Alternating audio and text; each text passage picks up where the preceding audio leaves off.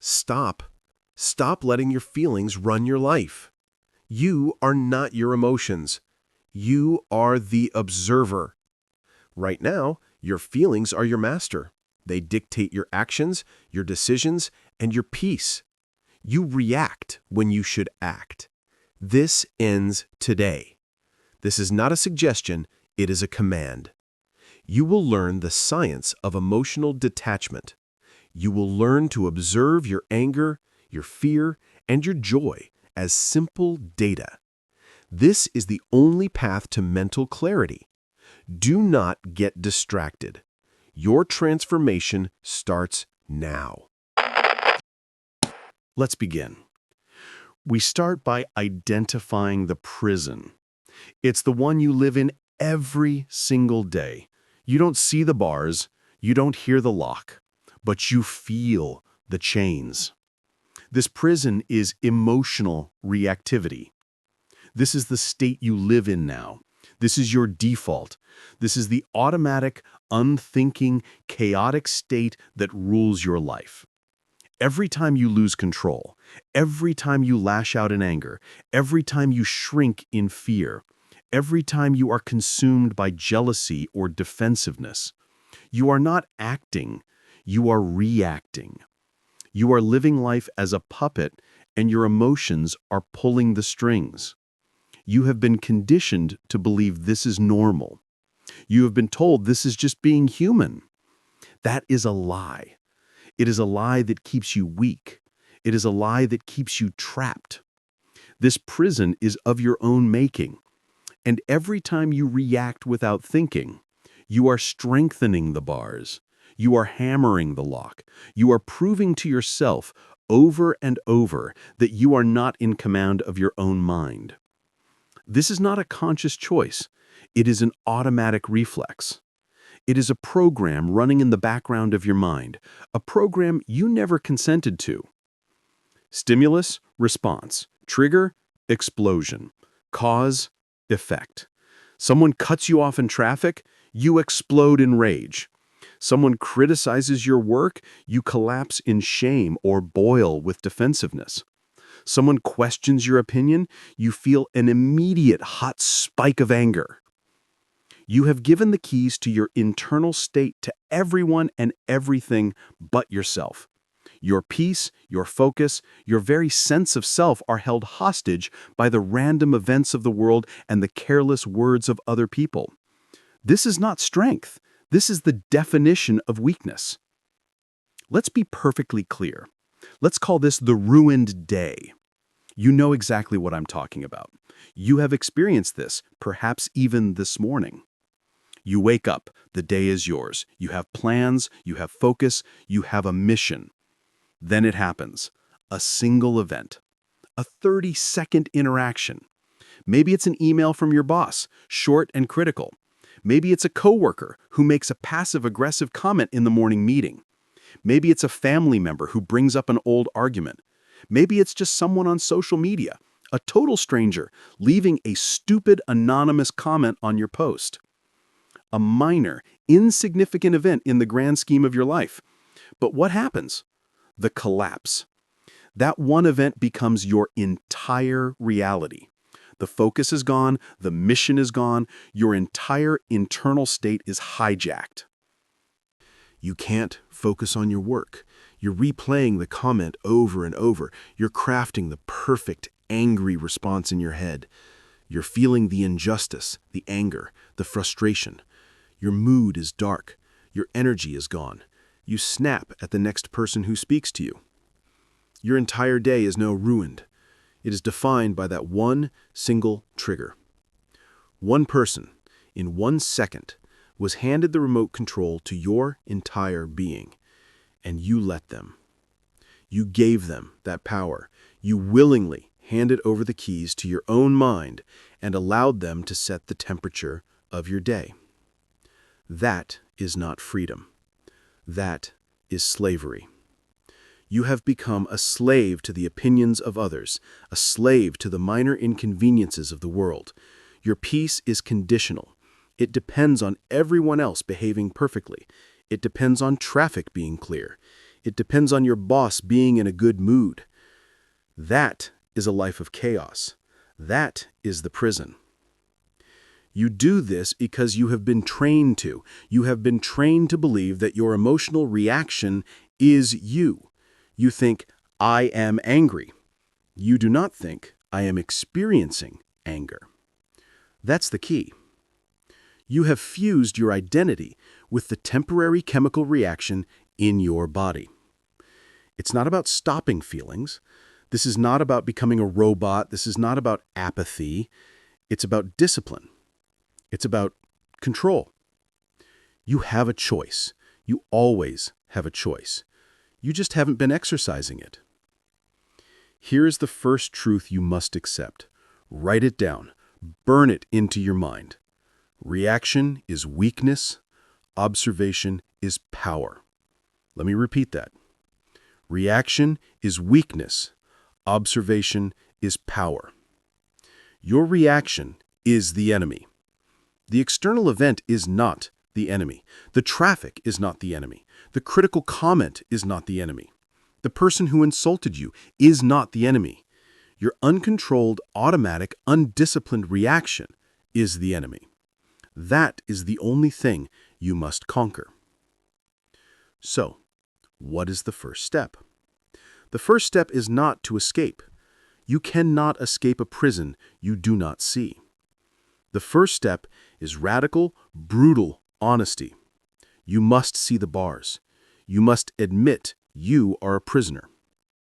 Your task for today, for this week, is to become a detective of your own reactivity. I want you to watch yourself. I want you to observe yourself as if you were a scientist studying a subject.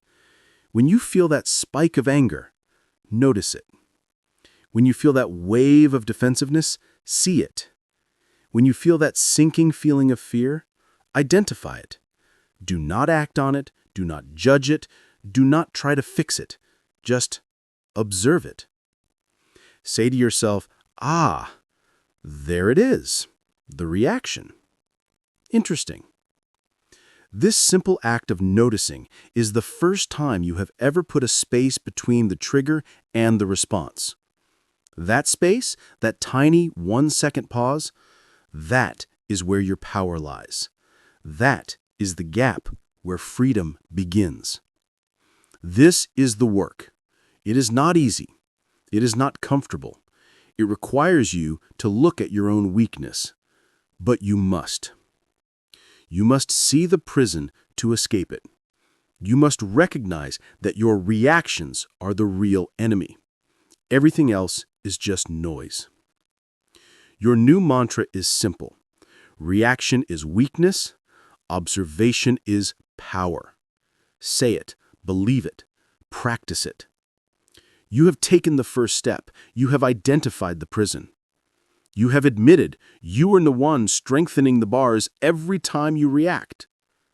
But to truly break free, to dissolve the bars completely, you must understand the fundamental lie that fuels this prison.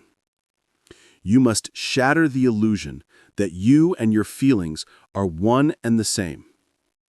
That is the next step in your liberation.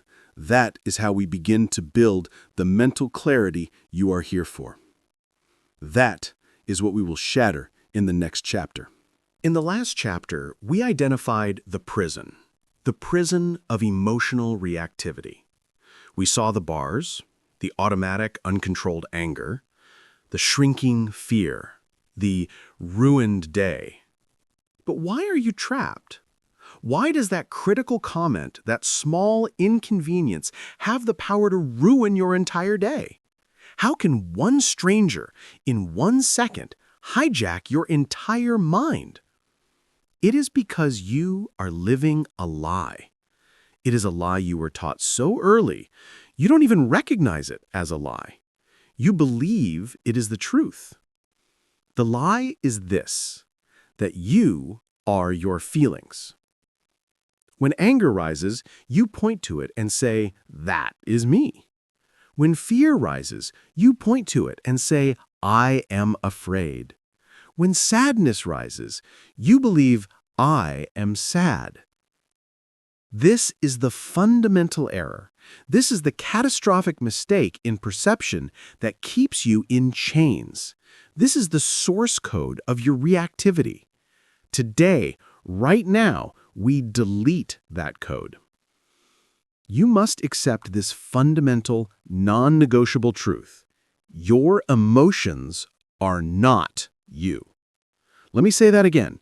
Your emotions are not you. You have emotions. You experience emotions. You feel emotions, but you are not them. You are the permanent, stable, unchanging consciousness experiencing them. The emotions are temporary, chemical, electrical storms passing through you. You have fused your identity with the temporary.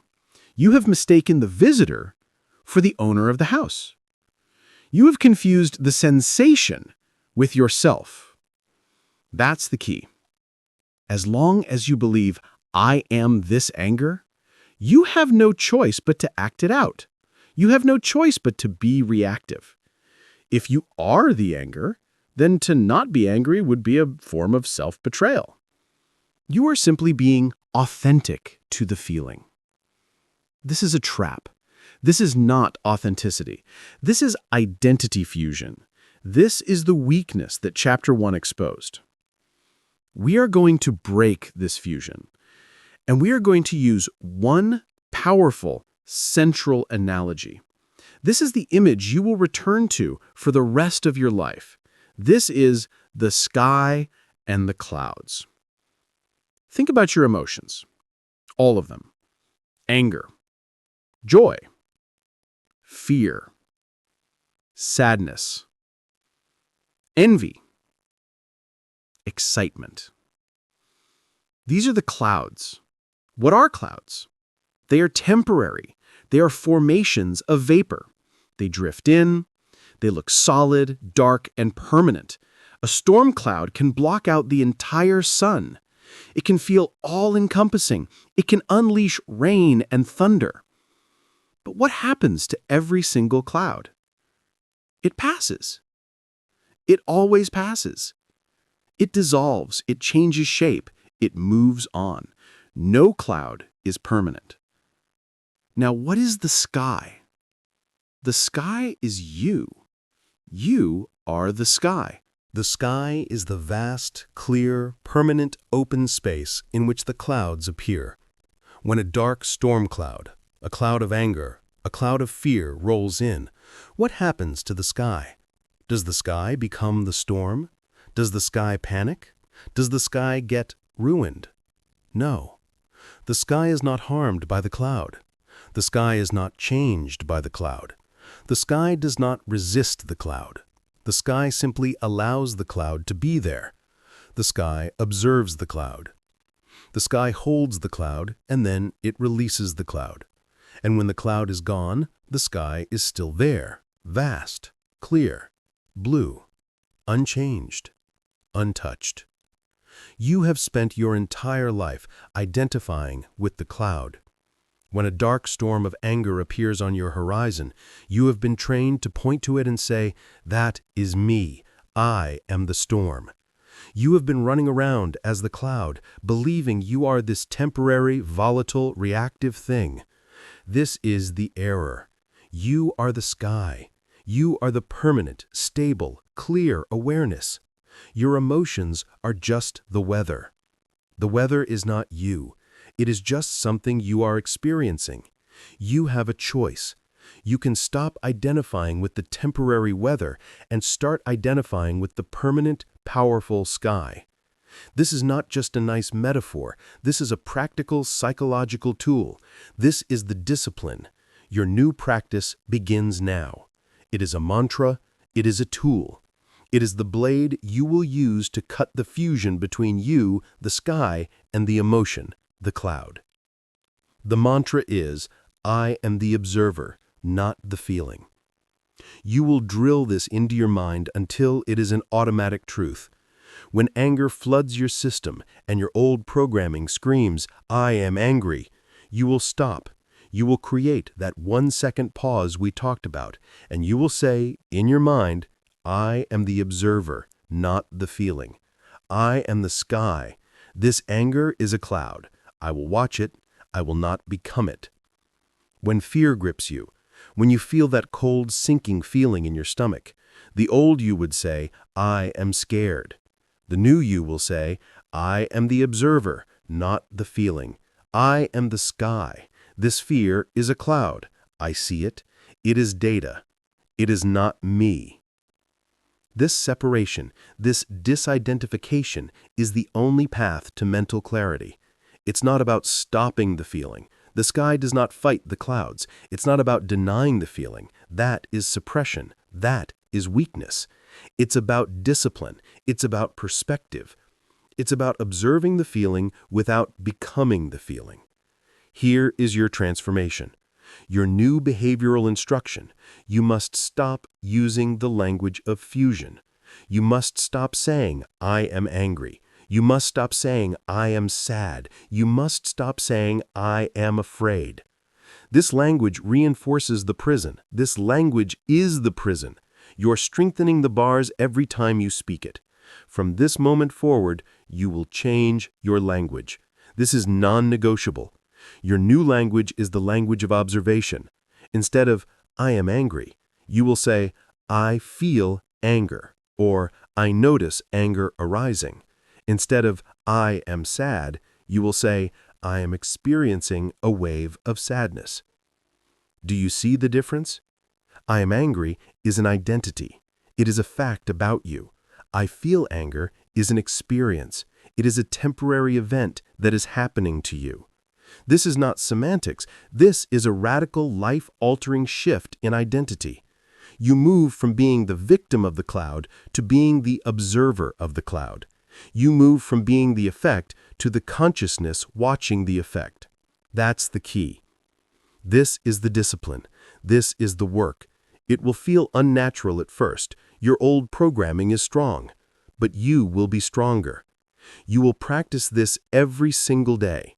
You are the sky. The feelings are the weather. Your mantra is, I am the observer, not the feeling. This separation is everything. You cannot be free while you are fused to your chains. You have now identified the prison, and you have now separated your identity from the prison. You are the observer.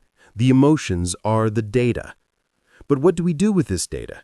We are taught that some of this data is good, like joy and excitement, and some of this data is bad, like anger, fear, and sadness.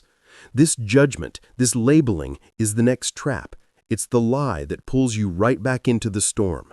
To be truly detached, to have true mental clarity, we must stop judging the data and start reading the data. We must shatter the illusion of good and bad feelings entirely. That is the next step. In the last chapter, we did the most important work. We created separation. We shattered the fusion. You are the sky. Your emotions are the clouds. You are the observer, not the feeling.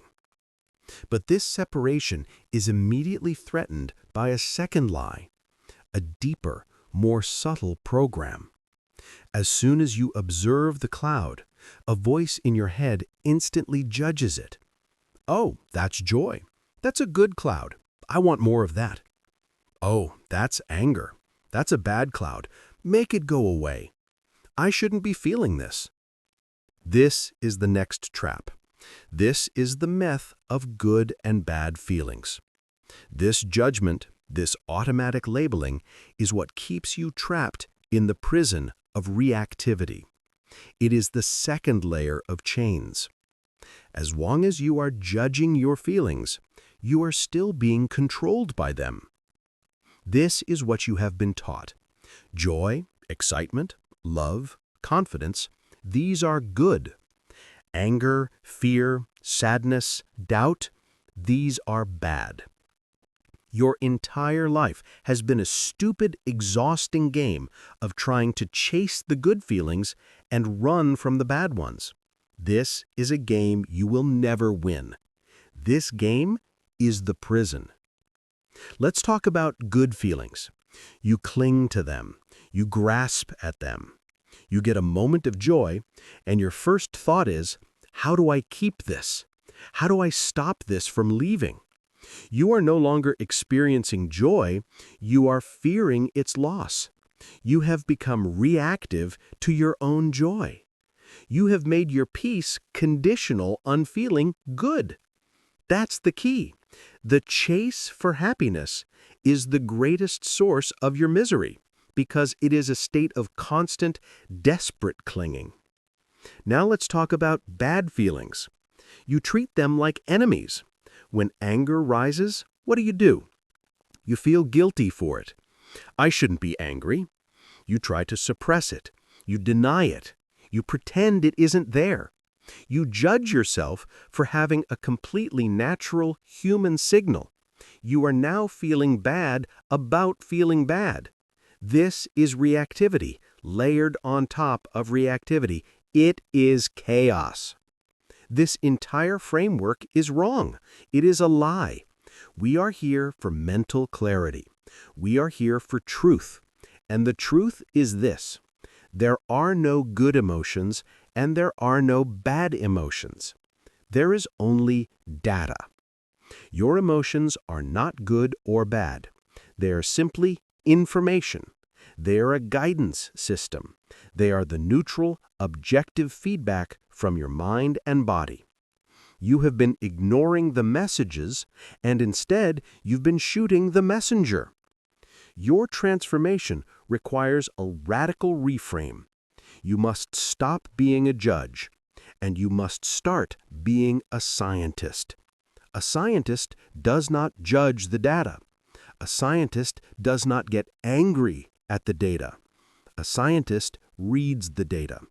A scientist analyzes the data. Your new command is this. It is the theme of this chapter. Stop judging. Start analyzing. Let's practice. Let's apply this new discipline. Let's look at anger. You have been told anger is bad, it is destructive, it is negative. This is a lie. Anger is not bad. Anger is data. It is a check engine light for your life.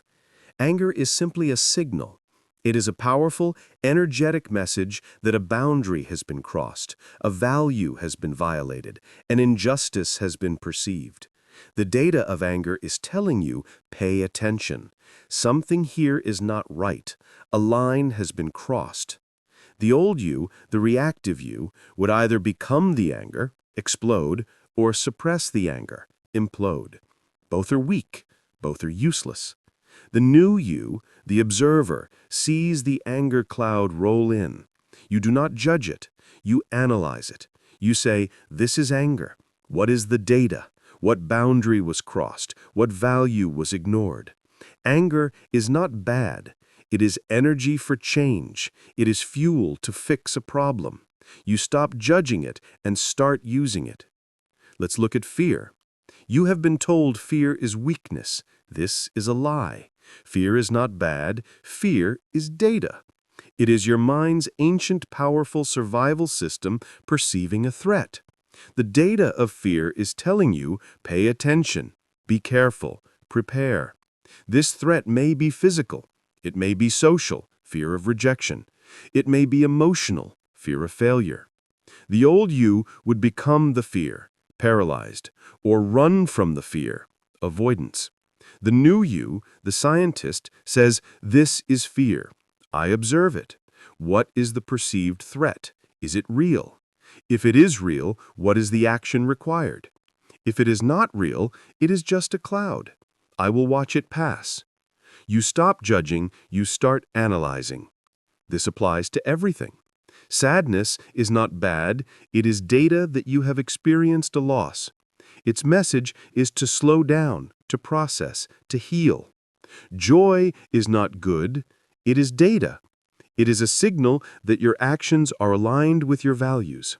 It is a compass needle pointing north, telling you what you are doing right now, this is correct. You have a choice. You can continue to live as a judge, tossed back and forth, chasing good and running from bad. Or you can become the scientist, the objective, clear-headed observer who sees all emotions as valuable, neutral information. This means you must change your goal. The goal is not happiness. To make happiness your goal is to guarantee reactivity. It makes you a slave to pleasure. The goal is clarity. It's not about feeling good. It's about seeing clearly. If you see clearly, you will act correctly. And when you act correctly, a sense of well-being, far deeper and more stable than happiness, will be the byproduct. But it is a byproduct. It is not the goal. The goal is clarity. So how do we practice this? We use the linguistic shift we learned in Chapter 2, and we add the new layer of analysis. You stop saying, I am angry, fusion, judgment. You start by saying, I feel anger, separation, and now you take the final step. You say, this is anger. That shift is everything. This is anger. This is fear. This is the language of the scientist. It is objective. It is detached. It is a label on a sample. You are not the sample. You are the one holding the microscope. When you say, this is anger, you are no longer it. You are observing it. And your very next thought, the only thought that matters, is, what is the data? This is your new discipline. Stop judging, start analyzing. You now have the first two pieces. One, you are the observer, not the feeling, the sky and the cloud. Two, your feelings are not good or bad. They are neutral data, the scientist and the data. You have the what, observation, and the why, for clarity, not happiness. Now you need the how. You need the practical, step-by-step method for doing this when the storm hits. You need the tools for your new toolkit. That is precisely what we are going to build in the next chapter. We have done the essential work of preparation. We have identified the prison of reactivity. We have separated your identity from your emotions. You are the sky, not the cloud. And we have reframed your emotions as neutral data, shattering the myth of good and bad. You have the what and the why. But theory is nothing. Theory is smoke. It is a luxury. We are not here for theory. We are here for transformation. And transformation requires a method. It requires a practice. This chapter is the how. This is the practical, step-by-step manual for building mental clarity. This is Chapter 4, The Scientist's Toolkit. Observe, don't absorb. Right now, your state is absorption. It is your default. A trigger happens, an emotion fires, and in less than a nanosecond, you are fused with it. There is no space, there is no choice. Trigger is response. Stimulus is reaction. You are the anger. You are the fear. You are absorbed. This is weakness. This is the old way. Today, we build the new way. We install the new operating system. We call this new system the observer stance. It is a conscious, disciplined choice to create a mental space between the emotional trigger and your response. This space is where all your power lies, and we are going to build it using a single, powerful analogy. This is your new toolkit. The analogy is the scientist and the petri dish. From this moment forward, you are a scientist. Your mind is your laboratory. And your emotions? Your emotions are the specimen. They are the subject you are here to study. Here is the process. This is the drill. It is non-negotiable. Step 1. The trigger. It happens. The critical email lands in your inbox. Your partner says the careless word. Someone cuts you off in traffic. The stimulus is presented. Step 2. The rise. You feel it. The hot flush of anger. The cold knot of fear. The spike of adrenaline. The hollow drop of shame. This is the old automatic programming firing off. In the old days, this is the moment you lost. You would have been absorbed instantly. Step 3, the catch. This is new. This is where the new discipline kicks in. In that 1 second, as the feeling rises, you catch it. You interrupt the old pattern. You see the cloud rolling in, and you say, "Ah, there it is." Step 4, the isolation. You mentally take that feeling, that hot, chaotic, messy emotion, and you place it in a petri dish. This is the most critical step. You separate it from you. You are the scientist in the clean, white lab coat. You are in control. You are calm. The emotion is the specimen safely contained in the glass. You are not in the dish. You are not touching the dish. You are looking at the dish. You are observing. You are not absorbing. Step 5, the analysis. Now, with your new, detached clarity, you study the specimen. You ask questions. You are not judgmental. You are curious. You are the scientist. You just want the data. What questions do you ask? First, you label it. This is anger. This is defensiveness.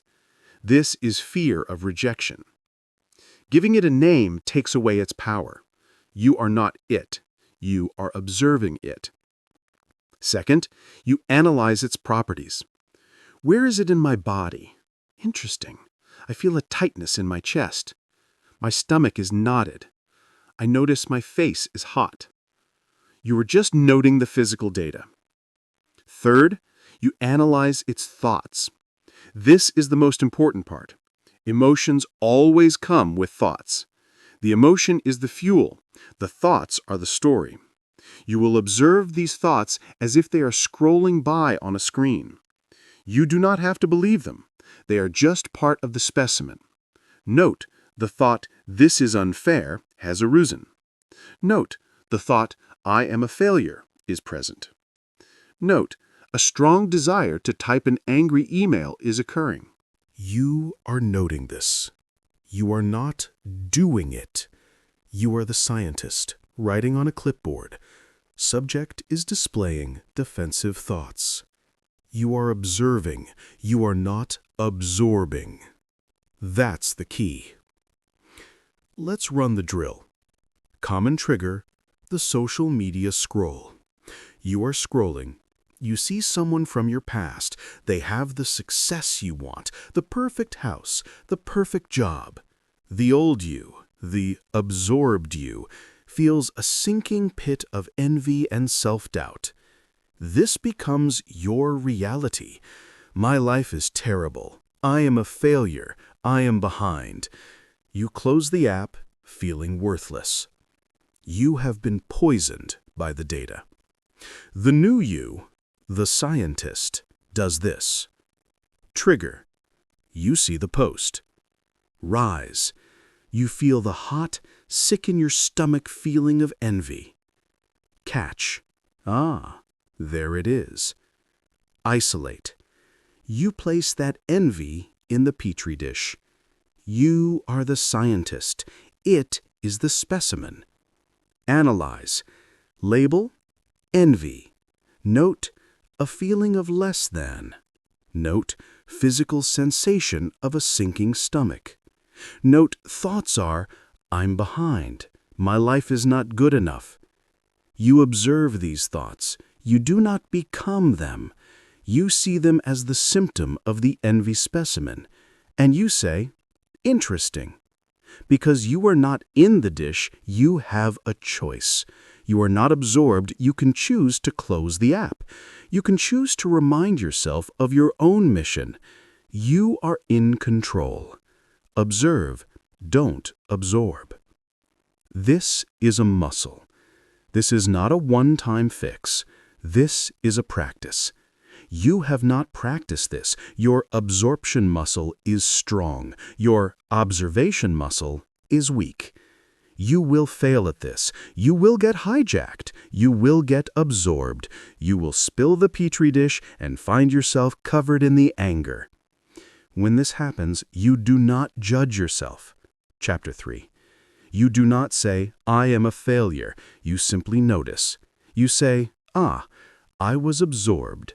I was fused. That's the old pattern. And in that moment of noticing, you have already become the scientist again. You have stepped out of the dish. That is the victory. It's not about perfection. It's about discipline. It's about practice. Every time you catch yourself, every time you create even 1 second of space, you are doing a rep. You are building the muscle. This is your new drill. It is the central drill of your new life. Observe, don't absorb. You now have the method. You have the tool. You are the scientist. Your emotions are the specimen. You understand how to create the space. But as you practice this, you will face a serious, dangerous misunderstanding. You will confuse this incredible strength with weakness. The world will tell you that this detachment is cold, unfeeling, or robotic. They will try to convince you that to be detached means you must become apathetic. This is the greatest lie. It is the lie that will sabotage your progress and pull you right back into the prison of reactivity. We must confront this lie. We must shatter it. We must understand why true, disciplined detachment is not an absence of feeling, but the highest form of mental strength. That is our next task. You have the toolkit. From the last chapter, you have the method. You are the scientist. You have the petri dish. You know the drill. Observe, don't absorb. But right now, as you begin to practice this, you are facing a critical test, a dangerous misunderstanding. It is a lie that society has told you, and it is a lie that your old self, the weak, reactive self, will love to use as an excuse. The lie is that detachment is apathy. The lie is that to be detached means to be cold, to be unfeeling, to be robotic. The lie is that to not be a slave to your emotions means you don't care. This is the most dangerous trap you will face on this journey. It is the excuse that 99% of people use to stay in their prison of reactivity. They enjoy their drama. They enjoy their chaos. And they will accuse you of being cold because your clarity is a threat to their own weakness. We will correct this right now. We will shatter this misunderstanding because if you confuse these two, you will fail. Let's be perfectly clear. Detachment is not apathy. Apathy is weakness. Detachment is disciplined strength. Let's define the enemy. What is apathy? Apathy is not a choice. It is a failure. Apathy is the state of having given up. It is numbness. It is a sign of defeat. Apathy is suppression. It is building a wall so high that you refuse to feel anything. You check out. You numb yourself with distraction, with cynicism, with silence. Apathy is fear. It is the coward's response. It is being so terrified of feeling pain that you shut down the entire system. You close your eyes. You pretend you don't care. That is not what we are doing. That is not strength. Apathy is just another form of reactivity. It is a reaction of avoidance. It is a life lived in a cold, gray fog. Now let's define the goal. What is detachment? Detachment is the opposite of apathy. Detachment is not numbness. It is the highest form of clarity. Detachment is not avoidance. It is the courage to face the data. Detachment is not suppression. It is observation. The apathetic person is afraid to feel. They close their eyes. The detached person is willing to feel everything. They are just disciplined enough to not be ruled by it. They see clearly. This is the central mantra of this chapter. You must burn this into your mind. Apathy is closing your eyes. Detachment is seeing clearly. The apathetic person refuses to look at the petri dish. They are afraid of what's inside it. The detached scientist welcomes the data. They look at the anger. They look at the fear. They look at the joy. They see it all as valuable information. It's not about feeling less, it's about seeing more. It's not about being cold, it's about being precise. That's the key. To make this crystal clear, we will use one analogy. This is the only one you will ever need. This is the analogy of the detached surgeon. Imagine you are on an operating table. Your life is on the line. A critical, complex procedure is required. Two surgeons walk into the room. The first surgeon is the emotional surgeon. He is the opposite of detached. He is fully emotionally invested in the way society tells him he should be. He's fused with the outcome. He looks at you and he feels your fear. He absorbs it. He says, "Oh, this is terrible. This is so frightening. You poor thing, I'm so worried." He becomes panicked. His hands begin to shake. He is reacting to the chaos of the situation. He is thinking about his own fear of failure. He is thinking about how sad it would be if you died. His mind is clouded by the emotion. He is absorbed. Is that the surgeon you want? Is his emotional reactivity a sign that he cares more? No. He is useless. His caring is a form of self-indulgence that puts your life at risk. He will make a mistake. Now the second surgeon walks in. The detached surgeon. He is not apathetic. Do not make that mistake. He is not a robot. He cares so deeply, he has spent decades training for this one moment. His care is the fuel for his discipline. He sees you. He acknowledges your fear, but he does not absorb it. He is the sky, not the cloud. His mind is not on the fear. It is on the data. He observes the problem with absolute, ice-cold clarity. He sees your symptoms. He reads the monitors. He analyzes the data. He feels the pressure. He feels the adrenaline. He is human, but he is not ruled by it. He observes that adrenaline, puts it in the petri dish, and uses it as focus. He is the scientist. His hand is steady. He is not reacting to the chaos. He is acting with precision in spite of the chaos. He makes the perfect cut. He saves your life. His detachment was not a lack of care. His detachment was the highest, most effective form of care. Apathy is closing your eyes. Detachment is seeing clearly. You must become the surgeon of your own mind. Your life is the operating room, and every day you are faced with chaos. Your coworker is panicking, your child is having a tantrum, your partner is lashing out in anger. They are the emotional ones in the room. They are absorbed. They are reacting. The old you would have joined their chaos. You would have become emotional too. You would have absorbed their anger and reacted with your own. You would have become the panicked surgeon, and you would have made the situation worse. The new you, the detached you, is the surgeon. You do not absorb their panic. You do not absorb their anger. You observe it. You see it as data. This person is angry. What is the data? The data is they feel threatened. The data is they feel unheard. Because you are not fucked by their emotion, you can see the problem behind the emotion, and you can act with precision. You can ask the right question. You can hold the line. You can be the calm, clear center in the storm. This is not apathy. This is power. You have a choice.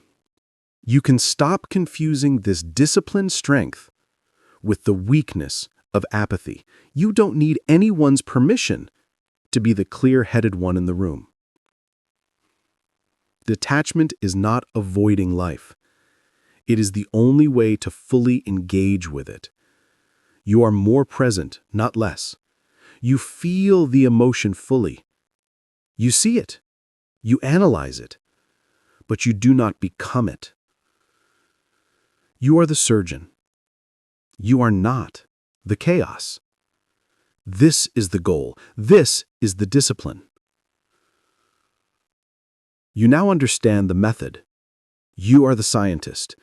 You now understand the mindset. You are the surgeon. You have the tools. You have the goal. Now you must put it to work. You have to take this new, detached mindset and apply it to the old, broken wiring in your brain. Your mind is full of triggers. Old patterns you have fed with your reactions for years. You must now use your new clarity to starve those triggers. You must actively break the old patterns and build the new ones. That is the next stage of the work. In the last chapter, we established your new identity. You are not the panicked victim. You are the detached surgeon. You are not apathetic. You are precise. You do not close your eyes to the world. You see clearly. But the surgeon cannot work in a chaotic, contaminated room. And right now, your mind, your operating room, is full of old, contaminated equipment. It is full of traps. We call these traps triggers. This chapter is about decontaminating the mind. This is where we break the old, broken patterns. This is Chapter 6, Starve Your Triggers, Feed Your Clarity. Let's be very clear about what a trigger is. A trigger is a button. It is a specific person, a specific phrase, a specific situation that always gets a reaction from you. You know exactly what I'm talking about. That one coworker whose voice makes your skin crawl. That look your partner gives you that always starts a fight. That family member who always brings up your past. The feeling of being criticized even when someone is trying to help. The fear of public speaking. The anger at being cut off in traffic. These are your buttons. And right now, everyone but you has permission to push them. The world pushes the button and you explode. The world pushes the button and you collapse. Like a machine. Automatic. Predictable. Weak. Here is the truth you must accept. You created these triggers, and you strengthen them every single day. You strengthen them with your reaction. Your reaction is the food. Think of your trigger as a stray animal. Years ago, it showed up. You fed it. You fed it with a big emotional reaction, so it came back the next day, and you fed it again. And now for years, you have been feeding this thing. You have trained it. You have made it strong. It now lives in your house, and it demands its meal. The moment the button is pushed, the trigger screams to be fed, and you always feed it. Every time you lash out in anger, you fed the trigger. Every time you sink into self-pity, you fed the trigger. Every time you get defensive and make excuses, you fed the trigger. You have been rewarding the very behavior you claim to hate. You have trained your own mind to be reactive. This is not a flaw. This is a habit. And today, we break it. Today, you put these triggers on a starvation diet. Here is the new discipline. Here is the work. The button will be pushed. You cannot control the world. You cannot stop the rude email, the careless comment, or the bad driver. The stimulus will happen. The trigger will rise. It will expect its meal.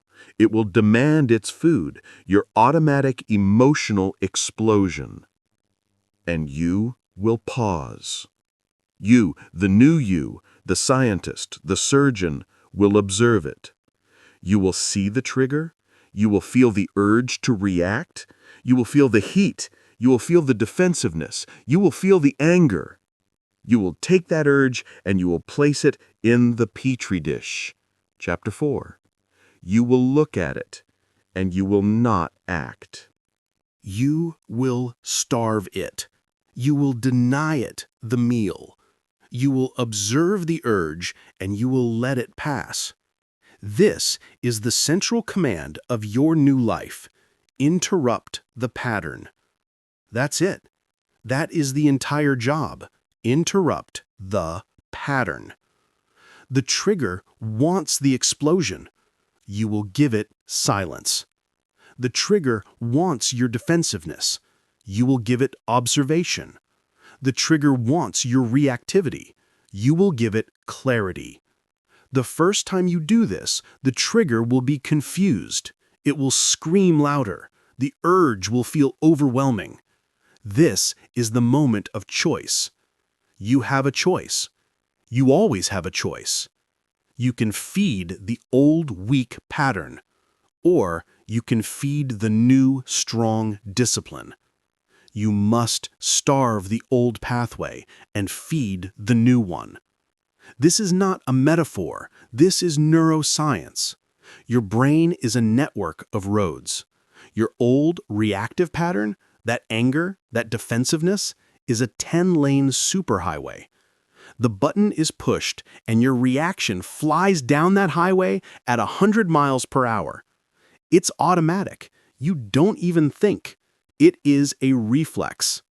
The new pattern, the observe, don't absorb pattern, is a tiny, overgrown dirt path in the jungle. It is difficult to find. It is hard work to walk it. Every time you react, every time you feed the trigger, you are paving that superhighway. You are adding another lane.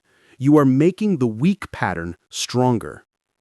Every time you interrupt the pattern, every time you pause, observe, and choose not to react, you are taking a machete to the jungle. You are clearing the new path. You are building the new highway. And the old superhighway, from disuse, begins to crack. Weeds start to grow. It becomes weaker. This is the work. It's not about perfection. It's about discipline. You will fail. You will slip up. You will feed the trigger. When you do not judge. You notice, I fed the old pattern. The old highway is still strong. And you recommit. Let's make this practical. Trigger. Your boss criticizes your work in a meeting. Old you, feeding. You get hot. You get defensive. Well, actually, you interrupt. You make excuses. You feed the trigger of, I am not good enough. You look weak. You are weak. New you, starving. Trigger. The criticism hits. Rise. You feel the hot, sick wave of defensiveness. The urge to speak is massive. Interrupt. You pause. You force silence. You are the surgeon. Observe. You put the defensiveness in the petri dish. Note, this is defensiveness. Note, an urge to justify. Note, a fear of looking stupid. Starve. You do not obey the urge. You starve the trigger. Act from clarity. You let the pause sit. Then, from a place of clarity, not reaction, you respond. Thank you for that feedback. I will correct it. Or you say nothing. You don't need their permission to be secure. You don't need anyone's permission to not react. That's the key. You just won. You starved the defensiveness trigger. You fed the clarity trigger. You built the new highway. This is your only task. Identify your triggers, know what food they want, and starve them. Interrupt the pattern. You have now learned to starve the old. But to do this, to interrupt the pattern, you must master the single greatest weapon in the scientist's toolkit. It is the space between the trigger and the reaction, that tiny 1-second gap. For most people, that gap is 0. For you, it will become everything. You have learned to starve. Now you must learn to master the tool that makes it possible. In the last chapter, we gave the command, interrupt the pattern, starve the trigger. We made the decision to stop feeding the old, weak, reactive habits. But how? How do you actually do this when the trigger is screaming, when the anger is hot, when the fear is flooding your system? How do you physically interrupt the superhighway of your old reactions? You need a weapon. You have one. It is the simplest, most powerful, and most underutilized weapon in the entire human arsenal. It is the one thing that separates you from a purely reactive animal. It is the pause. This is your new center. This is your new command. Chapter 7. The silent power of the pause. The pause is the gap. It is the space or lack of space between the stimulus and your response. For 99% of the world, for the old you, that gap is 0. It does not exist. Stimulus is response. Trigger is action. Button is explosion. They are fused. The reactive person is fused to the world. They are a slave to the world. They are the ruined day. They are the angry reply. They are the like button waiting to be pushed. This is not freedom. This is slavery. You are here to create that gap. You are here to build that space. Because in that space, in that one single silent second, is everything. In that space is your choice. In that space is your power. In that space is your freedom. That's the key. The pause is the battleground. It is where the entire war for your mind is won or lost. Let's make this practical. Let's talk about the drill. We will use the classic, everyday example, the insulting email. You know this. You open your inbox, you see an email from that person. It's critical, it's rude, it's passive-aggressive.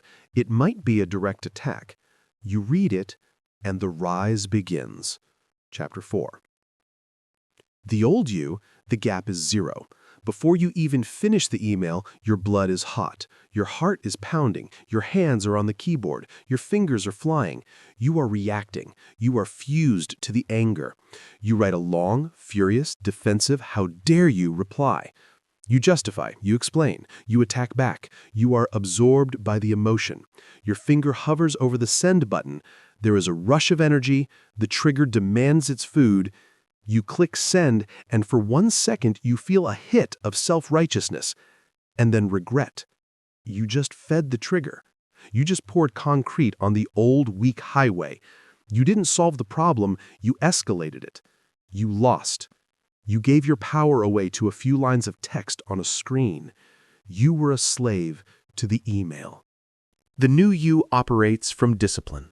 The trigger arrives. The insulting email arrives. You read it. You feel the exact same hot flush of anger, the exact same spike of adrenaline, the exact same urge to fight. This is the moment. The button is pushed. The trigger is screaming for its meal. The pause. You do nothing. You force the pause. Your hands do not go to the keyboard. You push your chair back from the desk. This is a physical interruption. You stand up. You walk away for 60 seconds. You breathe. This is the drill. Find the pause. Win the war. What happens in this pause? Everything we have learned so far happens. You, the scientist, catch the anger. You isolate it. You put it in the petri dish. You observe it. You do not become it. You say, this is anger. Note, the urge to reply is massive. Note, thoughts are, this is unfair. Note, my heart is racing. You are the surgeon, not the patient. You watch the anger cloud. You observe the storm. And you watch it peak. And you watch it begin to fall. The adrenaline fades. The heat cools. You have starved the trigger. You denied it the food of your immediate, messy, emotional reaction. Now, you are clear. The storm has passed. You, the sky, remain. From this new place of total clarity, you look at the email again, and now you see it for what it is. It's not a threat. It's data. This person is upset. This person is unprofessional. This person is trying to get a reaction. And because you won the pause, you now have a choice. You can choose to reply, but it will be a different reply. It will be short, precise, cold, detached. Thank you for your feedback. Or, this is noted. It is a reply of power. Or even more powerful, you can choose not to reply at all. You can delete the email. You win by refusing to even play their stupid reactive game. You don't need their permission to be calm. This is the entire game. Find the pause, win the war. In that single second, that single minute, you reclaim 100% of your power. You steal it back from the world. This is your new drill. In everything. Before you speak in a tense meeting, pause. Before you react to your partner's tone, pause. Before you eat the junk food, pause. Before you buy the thing you don't need, pause. The pause is your declaration of freedom. It is you in real time choosing clarity over chaos. It's not about passivity. It's about power. It's not about weakness. It's about discipline. You have found the pause. You have used it to sever the link between trigger and reaction. You have taken back control of your mind. But this is only half the battle. You've been applying detachment as a shield, a defense against the chaos of the world. Now you must learn to use detachment as a sword. You must apply this same ruthless clarity to your goals, to your ambitions, to your life. You are no longer a slave to your feelings. Now you must stop being a slave to your results. This is how we move from defense to offense. For 7 chapters, we have been doing the work. We have been building the shield. We have identified the prison of reactivity. We have separated you from your emotions. You are the sky, not the cloud. We have reframed your feelings as data. You are the scientist. We have rejected apathy. You are the surgeon. You have learned to starve your triggers. You have mastered the silent, life-changing power of the pause. This was defense. This was about protecting your mind, your clarity, from the chaos of the world. It was about defending your internal state from the triggers, the insults, and the reactions of others. Now, we go on offense. This chapter applies the exact same ruthless principle of detachment to your ambition, to your goals, to the life you are trying to build. Because right now, your ambition is just another source of your reactivity. It is just another prison. This is Chapter 8, Detachment from Outcome, Commitment to Action. Let's identify the new prison. You are a slave to the result. You are addicted to the outcome. You are fused to the yes. You are terrified of the no. Your entire internal state, your peace, your sense of self-worth, is contingent on a future event you do not control. This is the exact same weakness as the ruined day in Chapter 1. It is the exact same sickness. You obsess over the validation. You obsess over the promotion, the money, the likes. the success. And this obsession, this attachment to the outcome, is the primary source of your anxiety. It is the root of your procrastination. It is the reason your work is not as good as it could be. Why? Because you are paralyzed by the fear of not getting the outcome. You are so focused on the prize that you can't focus on the process. Your mind is not on the work. Your mind is on, what will they think? What if I fail? What if I don't get it? This is reactivity. This is weakness. This is not how you win. You have a choice. You can stop this. Let's use the example, the promotion. You want it. You deserve it. The old you, the attached you, is a nervous wreck.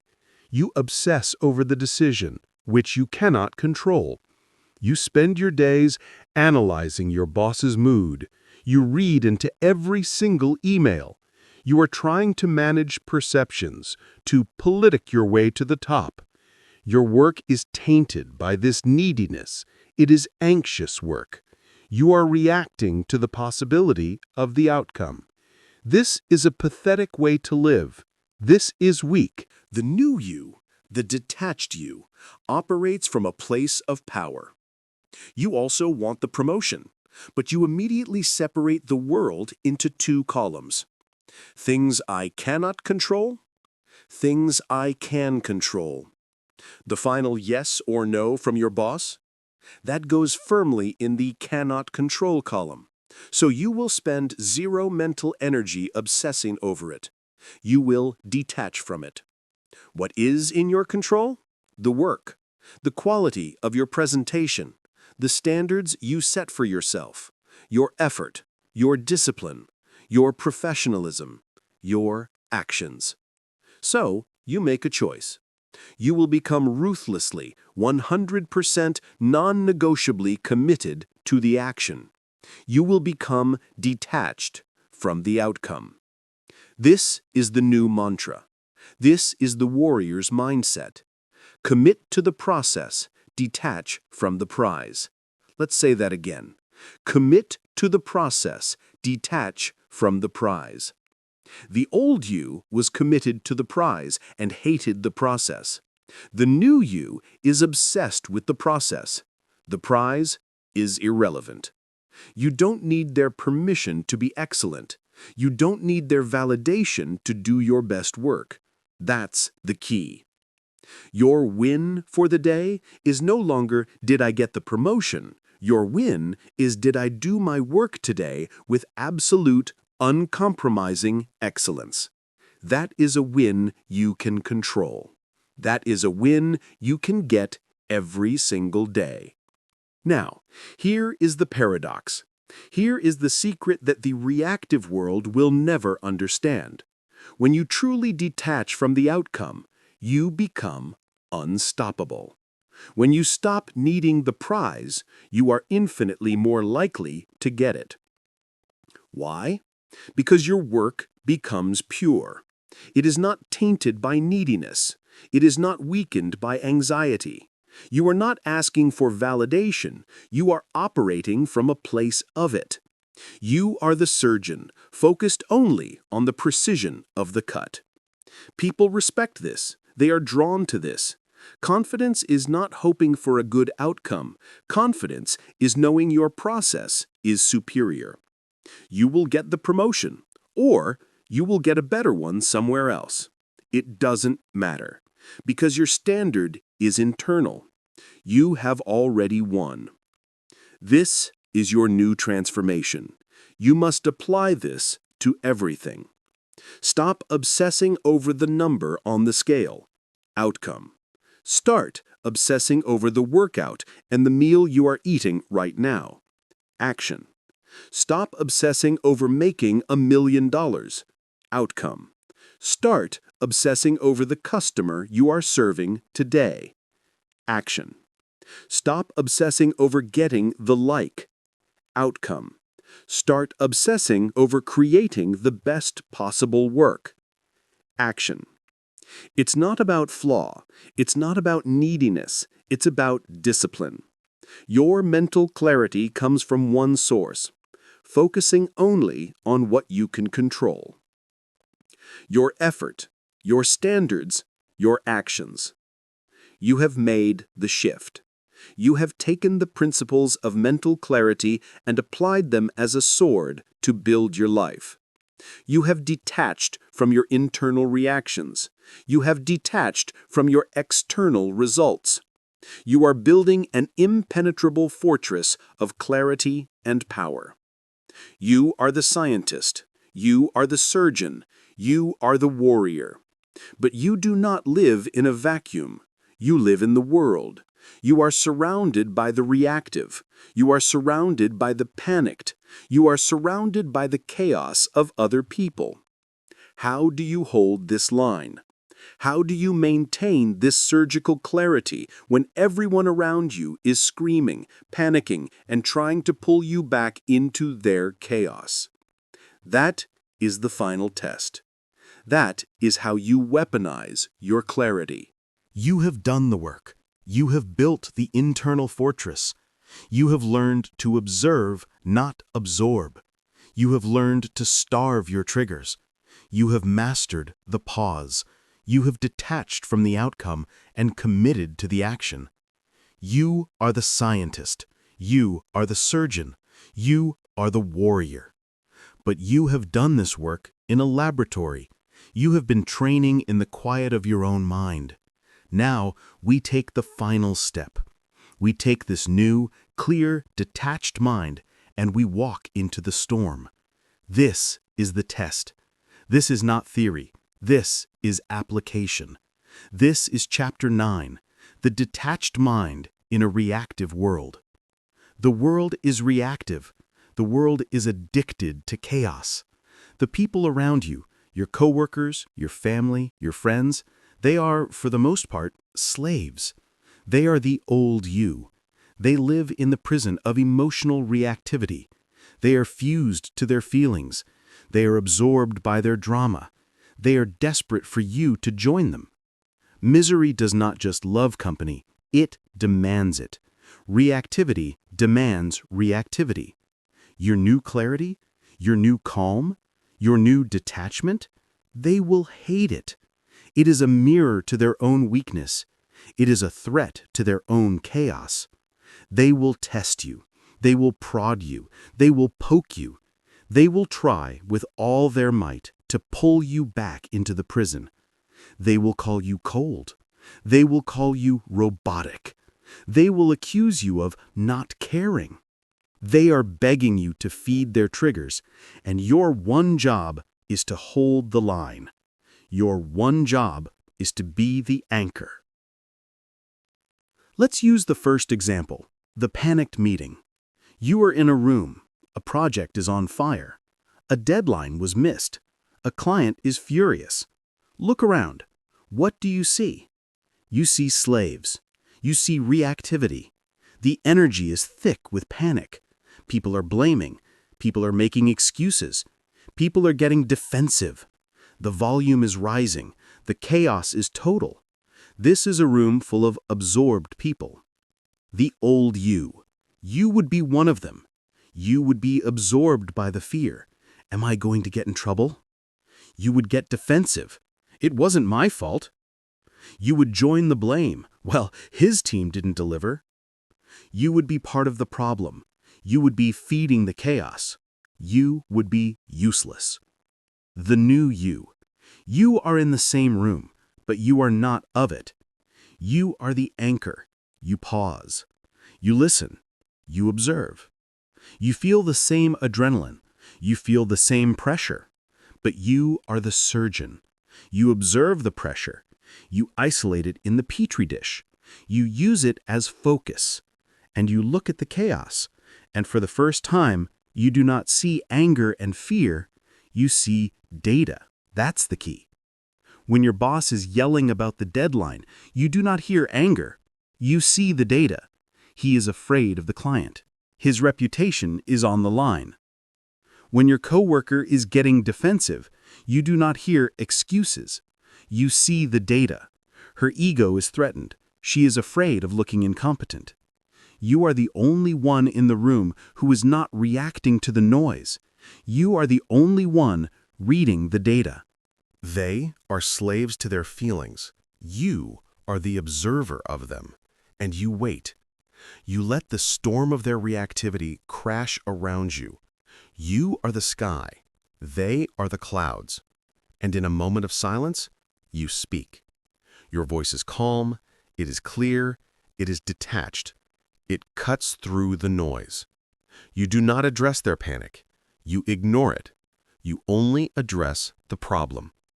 You ask from a place of pure clarity, what is the next required action?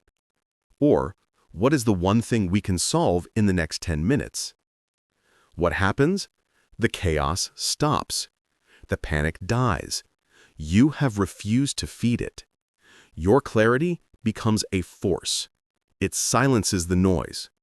You are the anchor. You have held the line. You must accept this. You will be the standard. Let's take it deeper. The family argument. This is harder. These are the triggers they installed in you. You are at a family dinner, and it starts. The old argument. The same script. You always. You never. They are pushing your buttons. They know them. They want the reaction. They expect the explosion. The old you. You give it to them. You feed the 30-year-old trigger. You get defensive. You get angry. You yell back. You become the 15-year-old child again. The pattern wins. You lose. You leave angry and ashamed.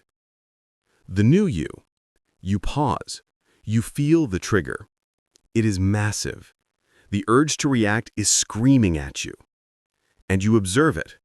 You put it in the dish. You starve it. You look at your family, and you see the data. You see their own patterns, their own fears, their own unmet needs. You see them as slaves to their own past. And you make a choice. You have a choice. You always have a choice. You refuse to attend the fight you were just invited to. You don't need their permission to not be the old you. You don't need their permission to be calm. So, you do not engage. You do not react. You respond with precision. I understand you feel that way. Or, even more powerful, you say nothing. You just listen. You hold the space. This will enrage them at first. Your lack of reactivity will confuse them. But it does not matter. You are the anchor. Their chaos is their chaos. It is not yours. This is the central command of this chapter. Their chaos is not your chaos. It is not your job to join them in their prison. It is not your job to manage their feelings. It is your job to be the standard. It's not about arrogance. It's about discipline. It's not about being cold. It's about seeing clearly. You are the detached mind in a reactive world. Your clarity will be a force. It will be a shield for you and a shock to them. You will be the calm in the storm. You will be the anchor. You must accept this. You have now done the complete work. You have mastered your internal world. You have mastered your external goals. You have mastered your environment. You have the full toolkit. But this is the final, most important lesson. This is not a trophy you have won. This is not a destination you have arrived at. You have not fixed yourself. You have simply been given the manual. This is not a one-time fix. This is a lifetime practice. The work never ends. The discipline never stops. That is the final truth. We are at the end. You have walked through the fire of this work. You have identified the prison. You have separated yourself from your feelings. You have become the scientist, the surgeon, the warrior. You have learned to hold the line in a world of chaos. You feel clear. You feel strong. And you have arrived at the final, most dangerous illusion. The illusion is that you are done. The illusion is that you have graduated, that you have arrived, that you have finished this work. This is a delusion. This is Chapter 10, the lifetime practice of mental clarity. Let's be perfectly clear. This is not a one-time fix. There is no cure for the human condition. There is no certificate at the end of this. There is no trophy. This book is not a trophy. It is a manual. It is a new operating system for your mind. And an operating system is not something you install and then admire. It is something you use every day, every hour, every moment. This is not a destination you have arrived at. This is a path you have chosen to walk. And the path does not end. It is a daily practice. It is a moment-to-moment commitment. The commitment is simple. Every day, you choose clarity over chaos. Now, I will tell you a truth. You will fail. That is not a possibility. It is a guarantee. Sometime tomorrow, or next week, or maybe even in the next 10 minutes, you will lose it. An old, deep trigger will fire. You will be tired. You will be stressed. You will be caught off guard. And you will react. You will get absorbed. You will get hijacked. You will fuse with the anger. You will become the fear. You will yell at your partner. You will send the angry email. You will feed the old, weak pattern. You will, for a moment, become the slave again. This is not a flaw. This is a fact. The old highway is still there. It is deep, and it is paved with years of your own reactions. But what you do in the moment after you fail, that is everything. That's the key. The old you, the slave, judges the failure. The moment you react, the voice of your old prison screams, "You're a fraud. This detachment stuff doesn't work. You're a failure. You'll never change. You're just an angry person. You're just a weak person." This is judgment. This is shame. This is the old programming. And if you listen to that, you will be sucked right back into the prison. The new you, the scientist, does not judge the failure. The scientist observes the failure. You must observe your failure as more data. The scientist does not cry when an experiment fails. The scientist does not judge the petri dish. The scientist leans in. They get curious. They observe. Ah, I failed. I reacted. Note, that trigger is still powerful. Note, the old highway of defensiveness is still strong. Note, I was absorbed because I was tired and hungry. You are not your failure. You are the observer of your failure. You observe the data. You learn from the data. You reset the experiment, and you run the test again. You have a choice. You always have a choice, even the moment after a failure. You choose to observe the lapse rather than become the lapse. It's not about perfection. It's about discipline. It's not about never failing. It's about how quickly you reset. Your new standard is not, "I will never react." Your new standard is, "I will always observe, even my own reactions." This is the lifetime practice. There is no finish line.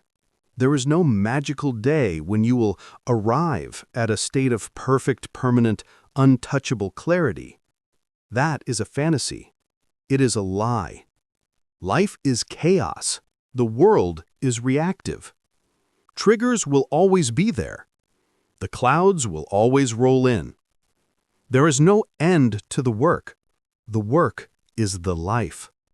And you must accept this final, critical truth. The practice is the reward. You are not doing this to get something in the future.